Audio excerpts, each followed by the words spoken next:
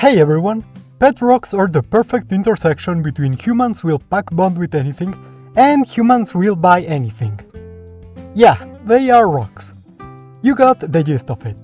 Now let's see what they would be like if they were alive. Like and subscribe if you'd like to help our channel. And now let's rock and roll! Kind of funny how easy it is for us to find something to relate to in all animals, plants, and even objects out there. I guess once we give a good look, we can learn to appreciate everything for what it is, can't we? Spheropatella petromimica is a relative of limpets, commonly found across the western shores of North America. Even among mollusks, rock limpets are characterized by their hard shell. Many limpets are already known for their biomineralization process, which converts iron into goethite crystals that are incorporated into their teeth, and the rock limpet utilizes a similar process to harden its own shell, creating an impervious barrier that will protect them from almost all predators.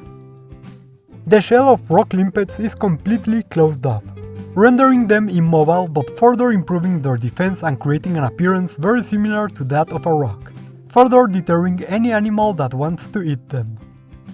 Only a couple small openings are left at the front of the shell, through which the limpets can feed through simple filtration, excrete, and poke their eyes out to see what's going on around them. Their rock-like appearance has also led to many animals regularly attempting to use them as projectiles, in occasions simply throwing them in frustration after being unable to break them open, sending them to new areas where they can feed and thrive. This, in conjunction with their lack of predators, has caused them to extend and diversify a lot, and many relatives of the rock limpet can be found across the seas, such as the pioneer rock limpet, a large species that retains an exposed foot, which allows it to move across the sea floor. It will sometimes transport other organisms on its shell, such as sea sponges, this behavior being in itself a form of camouflage. Other closely related species have adopted a terrestrial habitat, and the most famous of these can be found all across Death Valley. Rock limpets are hermaphroditic, and will reproduce by releasing their gametes into the water, which will be captured by other individuals through their filtration orifices. Once fertilized, individuals will begin secreting long strands of glycoproteins, which are produced in repurposed mucus glands. Those their ancestors used to secrete slime as they moved. The limpet's eggs will be held among this mass, the glycoprotein's foul taste helping repel potential predators. Sometimes, many individuals will form these large nests together for protection, leading to these being confused with the nests of the rock nest monster.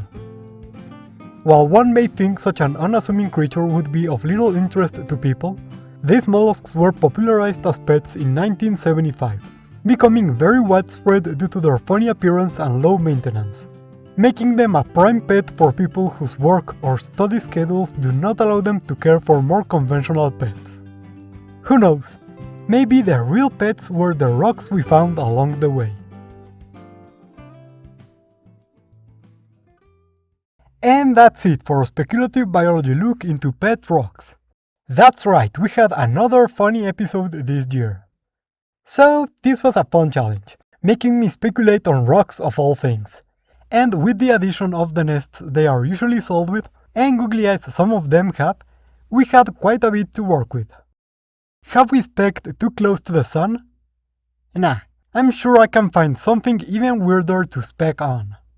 So yeah, this is a rock and now it's a limpet. Not much to say here. But if you're still here, I admire your dedication. Here, have a Pikmin.